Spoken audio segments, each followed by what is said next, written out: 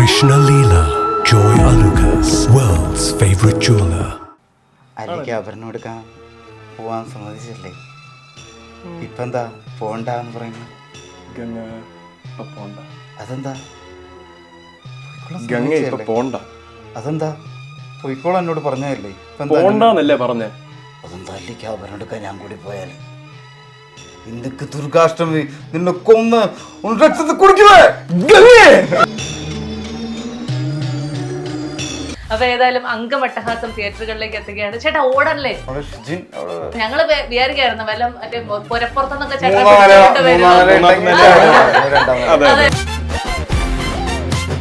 ചേട്ടൻ എന്താ ഇങ്ങനെ കന്നഡ മാറ്റാതിരിക്കുന്നതിന്റെ രഹസ്യം എന്താ? കന്നഡയിൽ അഭിനയിച്ചതുകൊണ്ട്.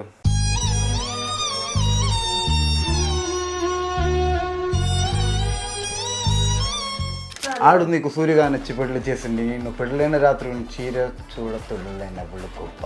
എന്താ ചേട്ടാ చెప్పండి. പണ്ഡിതനാണെന്ന് തോന്നുന്നു. അർത്ഥം പറഞ്ഞൊന്നും കേട്ടില്ലേ? പക്ഷെ ഒരു ഡയലോഗ് ഭയങ്കര ഹിറ്റ് ആയില്ലേ? ആ സിനിമയെക്കാട്ടിലും ആ ഡയലോഗും ഹിറ്റായി. ആ ഡയലോഗിനെക്കാട്ടിലും ഡയലോഗും ഇറക്കിയൊരു പാട്ടും ഹിറ്റ്. എന്തിനാടാ കൊന്നിട്ട്? എന്തുകൊണ്ട് ഈ നെഗറ്റീവ് റിവ്യൂസ് ക്രിറ്റിസിസം ആവുന്നില്ല, പക്ഷെ ഇൻസൾട്ട് ആവുന്നു? നിങ്ങളിപ്പോ ഒരു കുറ്റം പറയുന്നു, നിങ്ങൾക്ക് ഇത് കുറഞ്ഞു പോയി കേട്ടോ. അപ്പൊ അത് എന്താണ് കുറഞ്ഞു പോയെന്നെങ്കിലും പറയണ്ടേ? എന്നാലും നമുക്കത് കണ്ടുപിടിച്ചത് കൂട്ടാൻ പറ്റും. ഈ ക്രിറ്റിസിസം ആയിട്ട് തന്നെ വരണം, അല്ലാതെ ഇൻസൾട്ട് മാത്രമായിട്ട് വന്നാൽ there is no purpose. Mohan തോമസിന്റെ ഉച്ചിഷ്ടവും അമേദ്യം കൂട്ടിക്കൊഴിച്ച് 4 നേരം അഷ്ടാംഗം വിട്ടു ആസനത്തിൽ വാലും ചുരുട്ടിയിരിക്കുന്ന നിന്നെ പോലുള്ള എനിക്ക് ചേരില്ല. ഏറ്റവും കൂടുതൽ ചേട്ടൻ ഉപയോഗിക്കാറുള്ള വണ്ടി ഏതാണ്? സ്വന്തമായി ഡ്രൈവ് ചെയ്യാറുള്ള വണ്ടി? താറാണോ? അതിനൊരു പ്രത്യേക കിക്ക് കിട്ടാറുണ്ടോ? കിക്ക് നമ്മൾ എന്തെങ്കിലും അടിച്ചാലല്ലാതെ വണ്ടി ഓടിക്കുമ്പോ കിട്ടാറില്ല. എനിക്ക് എന്തിന്റെ കുഴപ്പമായിരുന്നാ ഞാനിപ്പോ ആലോചിക്കണം. ഈ സംസാരം കേട്ടിട്ട് കിട്ടുന്ന കിക്ക് വേറെ ഒന്നിനും തരാൻ പറ്റില്ല.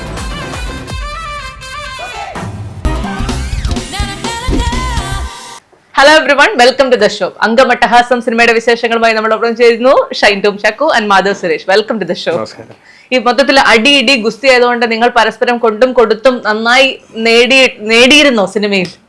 തലയ്ക്കൊരു വെട്ടും, നെഞ്ചത്ത് 2 ബ്രൂസും, കാലിനും കൈനും എല്ലാം കൂടെ ചേർത്ത്. എനിക്ക് ശരിക്കും പറഞ്ഞ ഒരു ഇഞ്ചുറി വരാത്തൊരു ഫൈറ്റ് എന്ന് പറഞ്ഞാൽ ഷൈൻ ചേട്ടനായിട്ട് ചെയ്ത ഫൈറ്റ് ആയിരുന്നു. ബാക്കി എല്ലാത്തിലും ഒരു പണി കിട്ടിയിട്ടുണ്ട്. ചേട്ടൻ എന്താ ഇങ്ങനെ കന്നഡ മാറ്റാതിരിക്കുന്നതിന്റെ രഹസ്യം എന്താ? കന്നഡയിൽ അഭിനയിച്ചതുകൊണ്ട്. ഞാൻ കന്നഡയിൽ റീസെന്റ് ആയിട്ട് ഒരു ആദ്യത്തെ പടം ചെയ്തിരുന്നു. കന്നഡ കന്നഡയിൽ അഭിനയിച്ചോ? എനിക്ക് 2 സെന്റൻസ് കന്നഡയിൽ പറയും. അങ്ങനെ ഓർത്തെടുക്കാൻ ഞാൻ ഭാഷ പഠിച്ചിട്ടില്ലല്ലോ. പഠിച്ചിട്ടില്ല അല്ലേ? കന്നഡ അറിയോ? ഇല്ല. തെലുങ്ക് അറിയോ? ഇല്ല. തെലുങ്കിലെ കുറച്ച് എനിക്കറിയാം. అదేందన్నారు? ఆడు నీకు సూర్యగా నచ్చి పెళ్లి చేసింది నిన్ను పెళ్ళైన రాత్రి చీర చూడతుళ్ళైన పుള്ളിക്കൊപ്പ. എന്താ ചേട്ടാ? ఆడు నీకు సూర్యగా నచ్చి పెళ్లి చేసింది. അതെന്താണെന്ന് മാധവ് സുരേഷ് പറയൂ. തെലുങ്ക്, ഇത് തെലുങ്കാണ്. చెప్పండి. അല്ല അതെന്താണെന്ന് അത്ര എനിക്ക് തെലുങ്കിൽ അറിയുള്ളൂ. 2 വാക്കുകൾ അറിയാവുന്ന എന്റെ അടുത്താണ് ഈ ചോദിക്കുന്നത്. ആലോചിക്കണം. അങ്ങനെയാണല്ലേ? വേണ്ട, ഞാൻ ഒന്നെല്ലാം വിട്ടും. അങ്ങനെ അംഗമട്ടഹാസം എന്നൊരു സിനിമയിൽ അഭിനയിച്ചു. എന്താണ് ഇത്ര വെറൈറ്റി പേര്? ഇതിലേതാണ് വെറൈറ്റി ആയിട്ട് തോന്നിയിട്ടുള്ളത്? എനിക്ക് അംഗവും അട്ടഹാസവും ചേർത്ത് വെക്കാൻ പറ്റുന്നില്ല. അംഗത്തിന്റെ അർത്ഥം എന്താ? അംഗത്തിന്റെ അർത്ഥം അംഗം, യുദ്ധം, face of war, that kind of thing. അട്ടഹാസത്തിന്റെ അർത്ഥം എന്താ?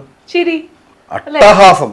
ചേട്ടാ പറയടാ എന്താ അർത്ഥം? അംഗത്തിന്റെ സമയത്താണല്ലോ അട്ടഹാസങ്ങൾ ഉണ്ടാവുന്നത്. അട്ടഹാസം എന്ന് പറയുമ്പോ എക്സെൻട്രിക് ആവുമെന്നല്ലേ? അങ്ങനെ. So now it's an eccentric war. സാധാരണ സിനിമ ഇറങ്ങുമ്പോൾ തലേ ദിവസം ഇങ്ങനെ ഭയങ്കര ടെൻഷൻ അടിച്ച് ഉറങ്ങാതിരിക്കുക, ഭക്ഷണം കഴിക്കാൻ പറ്റാതിരിക്കുക, ഈ ഒരു അവസ്ഥ നിങ്ങൾക്ക് ആർക്കെങ്കിലും ഉണ്ടോ? ഇല്ല, ഡയറക്ടർക്ക് ഉണ്ടാവാം. പക്ഷെ നമ്മള് അത് അങ്ങനെ ഒരു ടെൻഷനായിട്ട് തോന്നിയിട്ടില്ലെങ്കിലും നമുക്കൊരു പ്രതീക്ഷകളായിട്ടാണ് നമുക്ക് തോന്നുന്നത്.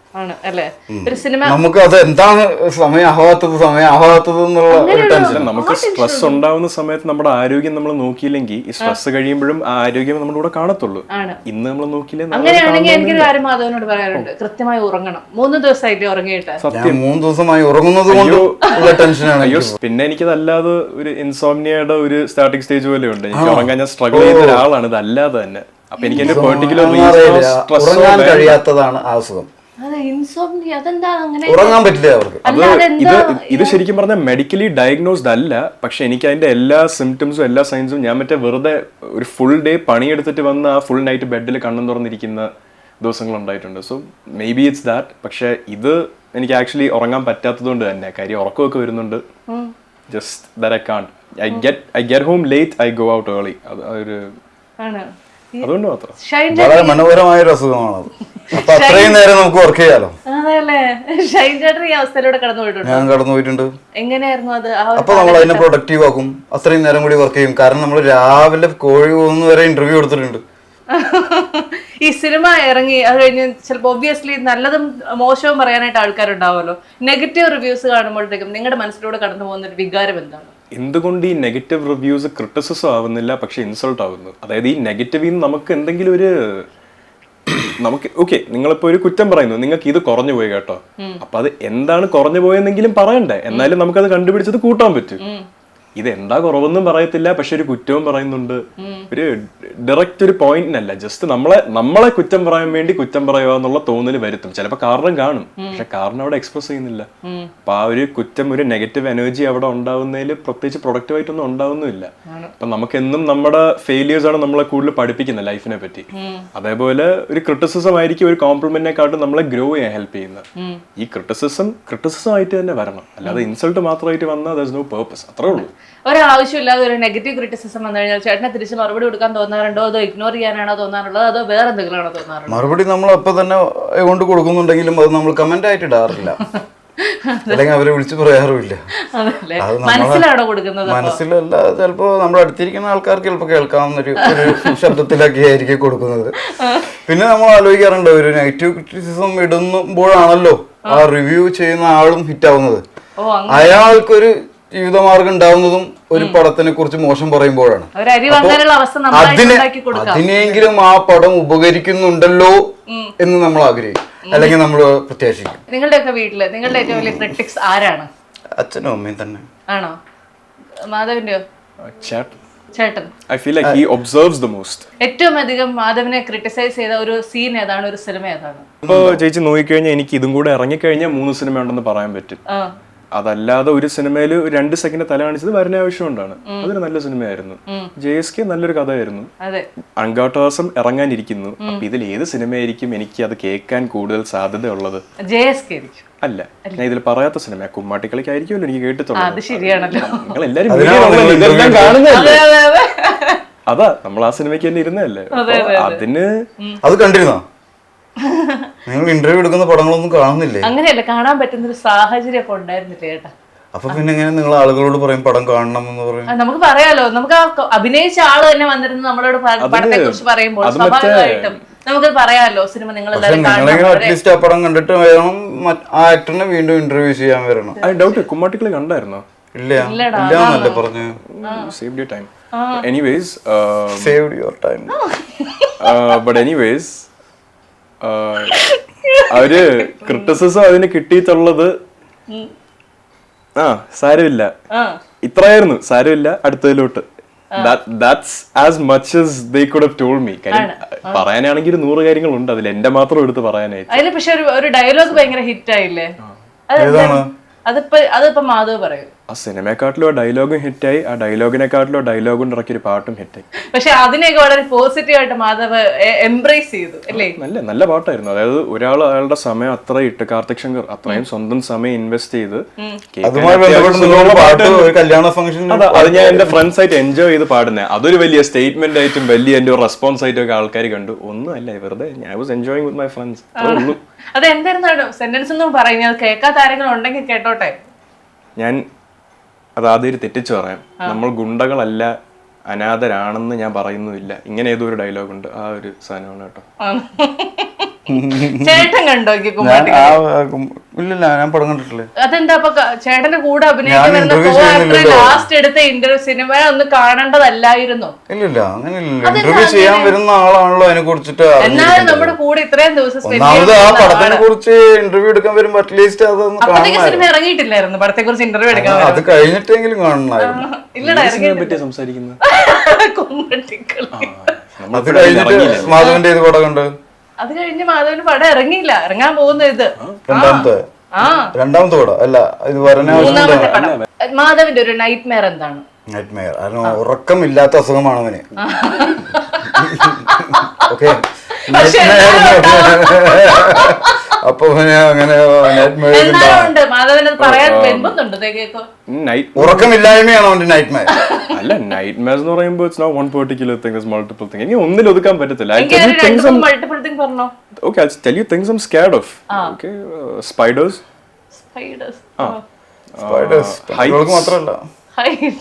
Spiders, heights, and any natural force. Pretty much fire, large fires, large water. Nature-നെ എതിരായിട്ടുള്ള ഒരു nature. I'm as much as I respect and love the nature, I'm also scared of the nature because it's stronger than me. That's it. എന്റെ ദൈവമേ.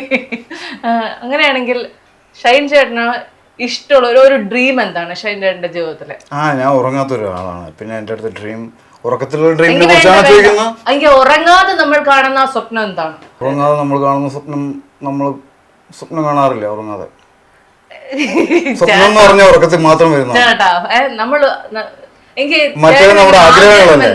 അങ്ങനെ ചോദിക്കാറോ? നമ്മൾ നടനാവുക എന്നുള്ളതും cinema ചെയ്യാൻ ഇനിയുള്ള ഒരു ആഗ്രഹം എന്താണ്? അത് മാത്രമാണ് ആഗ്രഹം.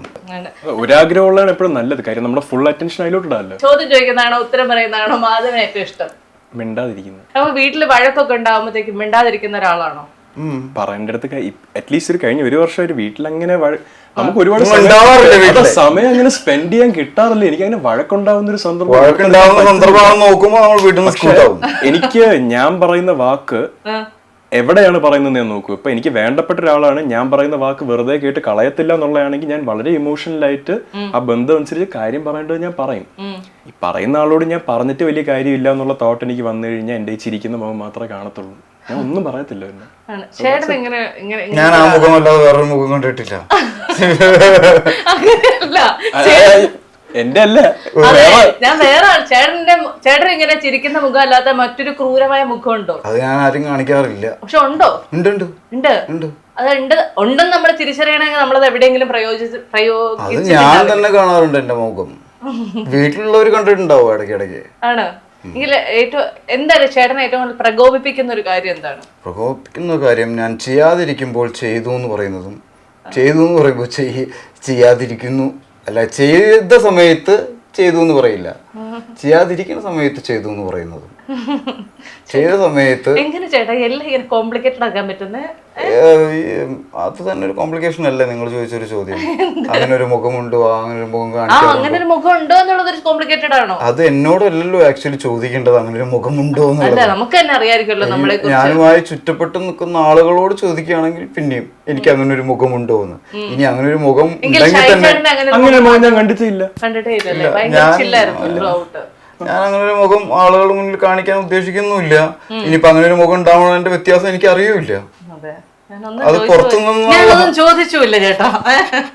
നിങ്ങൾ രണ്ടുപേരും ഒത്തിരി സിബ്ലിങ്സ് ഒക്കെ ഉള്ള ആൾക്കാരായിട്ട് ജീവിച്ച ആൾക്കാരല്ലേ? അങ്ങനെ ചേട്ടനാണെങ്കിൽ 4 പേരുണ്ട് ഞങ്ങളുടെ വീട്ടില് സിബ്ലിങ്സ്. അവിടെയുണ്ട് 2 boys 2 girls അല്ലേ? ഇവിടെയും 2 boys 2 girls. ലക്ഷ്മി ചേച്ചി ഇൻക്ലൂഡിംഗ് ആണെങ്കിൽ 5 of us. 5 ഉണ്ട് അവിടെ, ഇവിടെ 4. ചേച്ചി passed away. സോ നമ്മള് വളർന്നതും നമ്മള് പിള്ളേരെല്ലാരും ചേച്ചി ലക്ഷ്മി ചേച്ചി മൂത്താളാണല്ലോ. അതെ. അങ്ങനെയുള്ള ഫാമിലിയിൽ ജീവിച്ചപ്പോ ഉണ്ടായ ഒരു അഡ്വാൻറ്റേജ് എന്താണ്? അതിപ്പോ അങ്ങനെ I can't say that. അങ്ങനെ ഇല്ലാതെ if I was also at the same time I had the experience of having no siblings or അങ്ങനെ വലിയ ഫാമിലി അല്ലെങ്കിൽ എനിക്ക് രണ്ടും കമ്പയർ ചെയ്യാൻ പറ്റും. I only experienced this. ഞാൻ ജനിച്ച് വീണത് ഇതിലോട്ടാ. എനിക്ക് ഇതിന്റെ പോസിറ്റീവും നെഗറ്റീവും എനിക്ക് പറയാൻ പറ്റും. നെഗറ്റീവ് എന്താണ്? നല്ല രസമുള്ള കാര്യമല്ലേ? ഇതിന്റെ ഒരു നെഗറ്റീവ് എന്ന് പറഞ്ഞാൽ നമ്മൾ എല്ലാവരും ഹ്യൂമൻസാ. അപ്പോൾ നമ്മൾ പ്രായമാകുമ്പോഴത്തേക്കും നമ്മുടെ ഇൻഡിവിജ്വാലിറ്റി, നമ്മുടെ സ്പേസ് എത്രത്തോളം, നമുക്ക് നമ്മുടെ മെന്റൽ സ്പേസ് എത്രത്തോളം വേറെ ഒരാളായിട്ട് നമുക്ക് ഷെയർ ചെയ്യാൻ പറ്റും. ഇതൊക്കെ നമ്മുടെ അഡൾട്ട്ഹുഡിലോട്ട് വരുമ്പോഴത്തേക്കും ചിൽഡ്രൻ ആയിരിക്കുമ്പോൾ പോലെ അല്ല. And anyone who lives right now can attest to this. It's a fact. അപ്പോൾ അങ്ങനെ വരുമ്പോൾ ഉണ്ടാവുന്ന ചില ഫ്രിക്ഷൻ, അതല്ലാതെ I still think overall it's very positive. Like നമുക്കൊന്നും ഇല്ലാത്തപ്പോ അറ്റ്ലീസ്റ്റ് ഇവരെങ്കിലും കാണും എന്നുള്ള ഒരു തോട്ട് തരുന്ന ആൾക്കാർ. അത് എന്നും ബ്ലഡ് ആവണമെന്നും ഇല്ല. എന്റെ കേസിൽ അത് ബ്ലഡ് ആണ്, പക്ഷെ അങ്ങനെ ഉണ്ടാവുന്നത് is a blessing and it's a blessing I cannot ignore. Because I choose every single version of my life with them. അവരില്ലാത്തൊരു വേർഷൻ ഞാൻ ചൂസ് ചെയ്യത്തില്ല. ഷൈൻ ചേട്ടന്റെ ജീവിതത്തിൽ സിബ്ലിങ്സ് ഉണ്ടാക്കിയ മാറ്റം എന്താണ്? സിബ്ലിങ്സ് ഉണ്ടായിരുന്ന സമയത്ത് സമയം കടന്നു പോകുന്നത് അറിഞ്ഞിരുന്നില്ല ആക്ച്വലി. പിന്നെ എല്ലാ സെലിബ്രേഷൻസും വീട്ടിൽ വന്നു പോകുന്നത് അറിയായിരുന്നു. ഓണമാണെങ്കിലും ക്രിസ്മസ് ആണെങ്കിലും റംസാൻ ആണെങ്കിലും വിഷു ആണെങ്കിലും അല്ലെങ്കിൽ എന്താണെങ്കിലും. ഇപ്പൊ അവരൊക്കെ ഇപ്പൊ മെയിനായിട്ട് അനിയത്തിമാര് സ്ഥലത്ത് പോയപ്പോ തന്നെ വീട്ടില് ഞാനും അനിയനും, പിന്നെ ഇപ്പൊ ഡാഡിയും ഇല്ലാത്ത സിറ്റുവേഷനിൽ ഞാനും അനിയനും അമ്മയും മാത്രം. അപ്പോൾ ഒരു സെലിബ്രേഷനും ഇല്ല. സമയം കടന്നു പോകുന്നത് വളരെ ബുദ്ധിമുട്ടിയിട്ടാണ്. ഒരു നേരവും രാവിലത്തെ ബ്രേക്ക്ഫാസ്റ്റും ലഞ്ചും ഡിന്നറും ഒക്കെ അവരുണ്ടായിരുന്ന സമയത്ത് ഇതൊക്കെ ആ ഒരു ഓളത്തിലങ്ങോട്ട് പോകും. അത് വഴക്കാണെങ്കിലും കാണാണെങ്കിലും അല്ലെങ്കിൽ ഒരുമിച്ചിട്ട് സിനിമ കാണുന്നതാണെങ്കിലും മറ്റുള്ള കുറ്റം പറയുന്നതാണെങ്കിലും ഇതുകളെ പറ്റി പറയുന്നതാണെങ്കിലും വരാൻ പോകുന്ന കാര്യങ്ങൾ പറയുന്നതാണ്, കഴിഞ്ഞ കാര്യങ്ങൾ വിശദീകരിക്കുന്നതാണെങ്കിലും എന്താണെങ്കിലും അതങ്ങനെ ഒരു ഓളത്തിൽ പോയിരുന്നു. കുട്ടികളെ വീട്ടിലില്ലാതെ ആയപ്പോ ആഘോഷമില്ല, ഒന്നുമില്ലാണ്ടായി. ഷൈൻ ചേട്ടന്റെ വീട്ടിൽ എല്ലാവർക്കും ഏറ്റവും ഇഷ്ടമുള്ള ചേട്ടന്റെ ഒരു സിനിമ ഏതാണ്? ഗദ്ദാമ അവർക്ക് ഇഷ്ടമാണ്, പിന്നെ ഭീഷ്മപർവം ഇഷ്ടമാണ്, തല്ലുമാല ഇഷ്ടമാണ്, പിന്നെ ഇഷ്ക് ഇഷ്ടമാണ്. ചുരുക്കം പറഞ്ഞാൽ എല്ലാ പടങ്ങളും അവർക്ക് ഇഷ്ടമാണ്. എല്ലാ പടവും അവർക്ക് ഇഷ്ടമാണ്. മാധവ അച്ഛന്റെ ഏറ്റവും ഇഷ്ടമുള്ള പടം ഏതാണ്? ഭരചന്ദ്രൻ IPS. അതെ അതെ. ആ ഡയലോഗുകൾ പറയാനായിട്ട് നമ്മൾ എല്ലാവരോടും പറയാറുണ്ട്. ഗോകുലിനെ കാണുമ്പോഴും മാധവനെ കാണുമ്പോഴും ഒക്കെ ചോദിക്കാറുണ്ട്. പക്ഷെ നിങ്ങൾ ധ്രുവം ഞാൻ പള്ളിയിലച്ഛനാവാൻ പോയിട്ട് ഞാൻ ധ്രുവം കണ്ടിട്ടില്ല, കാണും. ഞാൻ ഓക്കെ ഇപ്പൊ ഭരചന്ദ്രൻ IPS എന്ന് പറഞ്ഞില്ല, അത് ഫോർ പേഴ്സണൽ റീസൺ. ആ റീസൺ ഇല്ലായിരുന്നെങ്കിൽ അച്ഛന്റെ ഫേവറേറ്റ് സിനിമ, അതായത് കണ്ട് അത് ഇഷ്ടപ്പെട്ട് അത് ചെയ്താൽ ആഗ്രഹിക്കുന്ന ഒരു സിനിമ എന്ന് ഞാൻ അന്ന് പറഞ്ഞിരുന്ന ലേലം വാഴുന്നവരാ. ഇന്ന് പക്ഷെ എനിക്ക് അതിനൊരു ഉത്തരം മഹാത്മയായി. Because I saw Mahatma about 2 months back ആദ്യമായിട്ട്. മഹാത്മ എന്നൊരു cinema.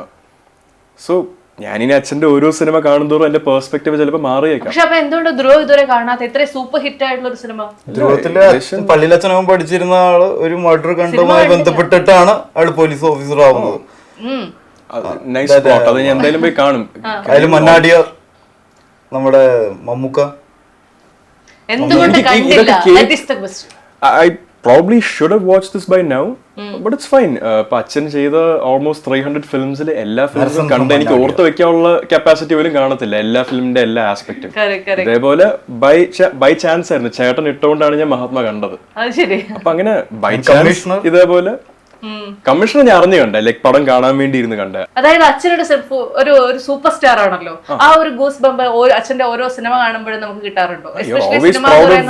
Always proud of your loved ones. As in ഞാൻ ജനിക്കുന്നതിന് മുന്നേ അച്ഛൻ സൂപ്പർ സ്റ്റാർ ആണ്, but I am still proud. എന്റെ അച്ഛനാണ് സൂപ്പർ സ്റ്റാർ ആണെന്ന് പറയുമ്പോൾ ഐ എം ഡെഫിനറ്റ്ലി പ്രൗഡ്. ഇത് ഞാൻ വിഷമം കൊണ്ട് ഒരിക്കലും പറയത്തില്ല. 2000. ഓ, അപ്പൊ കമ്മീഷണർ റൈഗലുവിന്റെ സമയത്തൊക്കെ ജനിച്ചിട്ടില്ല. ആ സമയത്താണ് സുരേഷ് ഏറ്റവും കത്തി പൊളിച്ചു വന്നത്. അടുപ്പിച്ച് 2 ഹിറ്റ് ആയിരുന്നു കമ്മീഷണർ ആൻഡ് ഏകലവൻ. ആ ഒരു പ്രൈഡ് എന്നും കാണും. ലൈക്ക് അത് ഞാൻ ഇനി ഇല്ലെന്ന് പറഞ്ഞാൽ അത് വളരെ ഓബ്വിയസ് അതവിടെ ഉണ്ടെന്ന്. അതിനുശേഷമാണ് മോഹൻ തോമസിന്റെ ഉച്ചിഷ്ടവും അമേദ്യം കൂട്ടിക്കൊഴിച്ച് 4 നേരം അഷ്ടാംഗം വിട്ടുവാങ്ങി ആസനത്തിൽ വാലും ചുരുട്ടിയിരിക്കുന്ന നിന്നെ പോലുള്ള തേർഡ് റേറ്റ് കുണ്ടകൾക്ക് പേര് എനിക്ക് ചേരില്ല. ആഗ്രഹമുണ്ടോ മാധവന്? ട്രിവാൻഡ്രം ടൗണിൽ കൂടെ ഷോർട്ടൊക്കെ യൂണിഫോം എന്റെ അച്ഛന്റെ ലെഗസി എസ്റ്റാബ്ലിഷ് ചെയ്യുന്നതില് ഹെൽപ്പ് ചെയ്ത ഒരു മൊമെന്റ് ആണ് ഡയലോഗ് എന്ന് പറയുന്നത്. അപ്പോൾ out of respect for that dialogue, for the one who wrote that dialogue and also for the one who performed it, അതിനുള്ള റെസ്പെക്ട് കൊണ്ട് ഇപ്പോഴും ഒരു ലേണിംഗ് സ്റ്റേജിൽ നിൽക്കുന്ന, ഒരു ആമച്വർ ലെവലിൽ നിൽക്കുന്ന ഞാൻ അത് ട്രൈ ചെയ്യാൻ പോലും പാടില്ല. പക്ഷെ പണ്ട് ഞാൻ സുരേഷ് ഏട്ടന്റെയും ഗോകുലിന്റെയും കൂടെ ഇന്റർവ്യൂ എടുത്തപ്പോഴത്തേക്കും അച്ഛൻ തന്നെ ഇരുന്ന് ഗോകുലിനെ പ്രോത്സാഹിപ്പിച്ചു. ചെയ്തോ നീ ധൈര്യമായിട്ട്. അത് അച്ഛൻ പ്രോത്സാഹിപ്പിക്കുന്ന, അച്ഛന്റെ മകനെ കൊണ്ട് അച്ഛൻ ചെയ്യിപ്പിക്കുന്നേ. അതേ മകൻ ഇന്ന് ഞാനിവിടെ ഇരിക്കുന്ന ആള് ഒരു ആക്ടറായിട്ട് വർക്ക് ചെയ്യാൻ തുടങ്ങുന്നു. I M my own individual. ആ ഇൻഡിവിജ്വൽ, ആ ലെഗസീനെ ട്രൈ ചെയ്യാൻ പോലും വന്നിട്ടില്ല. പക്ഷെ എപ്പോഴെങ്കിലും അച്ഛന്റെ ഒരു ഡയലോഗ് സ്വന്തമായി കണ്ണാടി എങ്കിലും നോക്കി പറഞ്ഞിട്ടുണ്ടോ? In my private space I can do whatever I want. But പറയാറുള്ള ആ ഡയലോഗ് ഗംഗ എന്നുള്ളൊരു വിളിയൊരു ഡയലോഗ് അല്ലല്ലോ, ഇറ്റ്സ് എ വേർഡ്, റൈറ്റ്? കാണിക്കാത്ത ആരും ഉണ്ടാവില്ല. ഓർമ്മയുണ്ടോ ഈ മുഖം? ഓർമ്മയുണ്ടോ ഈ മുഖം? Again, it's ആ ഒരു ഡയലോഗിന്റെ ലെഗസിക്കല്ല, അച്ഛനത് പറഞ്ഞുകൊണ്ട് പറഞ്ഞ രീതി കാരണമായതാണ്. ആ ഡയലോഗിന്റെ അങ്ങനെ ഒരു വന്നിട്ടില്ല. സോ അതൊക്കെ ഒരു കോമിക്കൽ ലെവലിൽ ഇപ്പൊ അമ്മയടുത്ത് പോയിട്ട് കുറെ ദിവസങ്ങൾ കഴിഞ്ഞ് കാണും, 2 മാസം കഴിഞ്ഞ് വീട്ടിൽ പോവുകയാണെങ്കിൽ ഫസ്റ്റ് അമ്മയെ പോയിട്ട് എനി പറ്റി സർപ്രൈസ് ആയിട്ട് ഓർമ്മയുണ്ടോ ഈ മുഖം ചോദിക്കുന്ന അല്ലാതെ no, it's another person's work at the end of the day. അത് ട്രൈ ചെയ്ത് പിന്നെ അത് ഞാൻ എങ്ങാനും ട്രൈ ചെയ്ത് കൊളവാക്കിയും കൂടെ കഴിഞ്ഞ അതിനും കൂടെ കിട്ടുന്ന ട്രോൾ എന്റെ അച്ഛനും കേൾക്കണ്ടേ. ഞാനായിട്ട് പറയാൻ പ്രശ്നമില്ലല്ലോ, അതൊന്ന് പറഞ്ഞു നോക്കും. യെസ്, മാധവ് സുരേഷിന് സാധിക്കും. അത് തന്നെ അവരിനോട് പോവാൻ സമ്മതിച്ചില്ലേ? ഇപ്പൊ എന്താ പോണ്ടെന്ന് പറയുന്നു? ഗംഗ ഇപ്പൊ പോണ്ട. അതെന്താ? ഗംഗ ഇപ്പൊ പോണ്ട. അതെന്താ? പോയിക്കോളാം എന്നോട് പറഞ്ഞതല്ലേ? പോണ്ടെന്നല്ലേ പറഞ്ഞേ? അതെന്താ അല്ലേക്ക് അവരെടുക്കാൻ ഞാൻ കൂടി പോയാല്? ഇന്ത്യക്ക് ദുർഗാഷ്ടമി നിന്നെ കൊന്ന്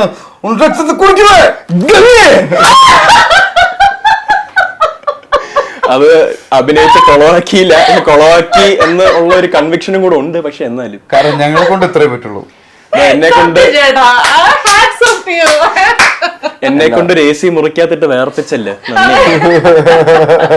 മാധവ് ഇങ്ങനെ ഭയങ്കര വണ്ടി ക്രൈസ് ഉള്ള ഒരാളാണോ? തീർച്ചയായിട്ടും ആണ്.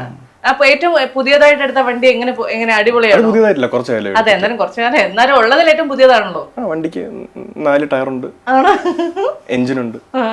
ഇപ്പൊ ഞാൻ ഗംഗേന്ന് വിളിക്കാനുള്ള അവസരം ഉണ്ടാക്കി തരാം. എങ്ങനെയുണ്ട്? എന്തിനാടാ കൊന്നിട്ട്? ചരിത്രം അറിയാവുന്നല്ലേ. ചേട്ടന് അങ്ങനെ ഒരു വണ്ടി പ്രാന്നുള്ള കൂട്ടത്തിലാണ്. അങ്ങനെ ഒരു വണ്ടി നമുക്കിപ്പോ എങ്ങോട്ടാണ് യാത്ര ചെയ്യേണ്ടത് അതിനനുസരിച്ചുള്ള വണ്ടി നമ്മൾ സെലക്ട് ചെയ്യും, അങ്ങനെയാണ് സമയത്തിനനുസരിച്ച്. ചേട്ടൻ സ്വന്തമായിട്ടെങ്കിലും വാങ്ങിച്ചൊരു വണ്ടി ഏതാണ്? വാഗനർ വാങ്ങിയിട്ടുണ്ട്, പിന്നെ കിയ വാങ്ങിയിട്ടുണ്ട്, പിന്നെ താറ് വാങ്ങിയിട്ടുണ്ട്. ആണ്. അതിൽ ഏറ്റവും കൂടുതൽ ചേട്ടൻ ഉപയോഗിക്കാറുള്ള വണ്ടി ഏതാണ്? സ്വന്തമായി ഡ്രൈവ് ചെയ്യാറുള്ള വണ്ടി? താറാണ്. അതിനൊരു പ്രത്യേക കിക്ക് കിട്ടാറുണ്ടോ? കിക്ക് നമ്മൾ എന്തെങ്കിലും അടിച്ചാലല്ലാതെ വണ്ടി ഓടിക്കുമ്പോ കിട്ടാറില്ല.